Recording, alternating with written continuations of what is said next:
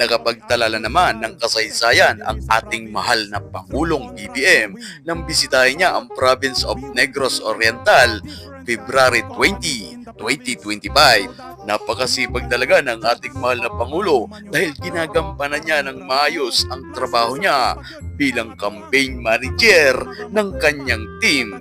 Hindi niya man nagagampanan ng maayos ang kanyang trabaho bilang Pangulo.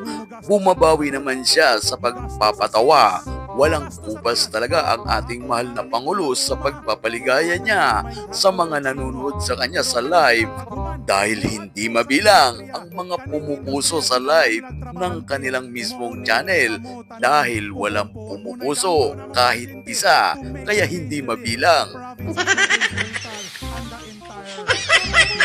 Nananatili pa rin ang ating Pangulo sa kanyang trono na most haha-react sa kanyang sariling live. Kung ayaw mong maniwala ay pakicheck ang iyong screen. At kung ayaw mo pa rin maniwala ay bahala ka na sa buhay mo. Pakinggan ang gobernador na ito na Shaggy. Shagilid ang buho. Kung paano siya magmakaawa sa mga tao na isigaw ang pangalan ni Baby M. So anyway, Baby M. naman si Pres Dere. I'm not gonna take much of your time because kay Balogyo ko, you are all excited to hear what he has to say para kanato tanan. I would just like to say, Ishagit ra nato. Okay ra ba?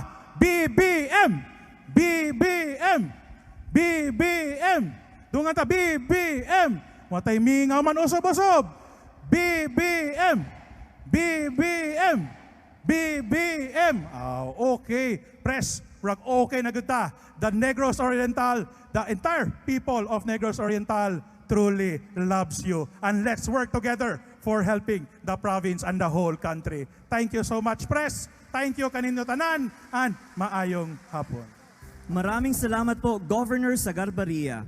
Atin namang tawagin si Dole Nagtataka marahil ang gobernador na kalbo na mukhang Jollibee kung bakit walang umiimik sa mga audience. Walang kamalay-malay si kalbo na nakapag-react na pala ng haha-react yung mga taong pinakikiusapan niya dahil lahat ng tao ay busy sa pag-tap ng haha-react sa kanilang live. Yung mga iilang pumalakpak ay lobat lang ang kanilang mga cellphone kaya napilitan silang pumalakpak. Pakiwari ko sa mga isip ng mga taong nandyan, nabudol mo kami nung eleksyon.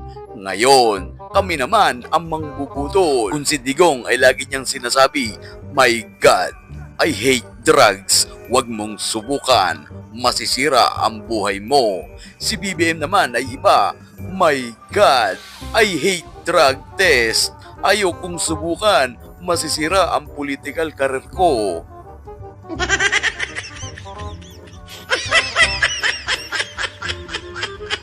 Dadula in Action TV here, and as always, thank you so much for watching. Peace out.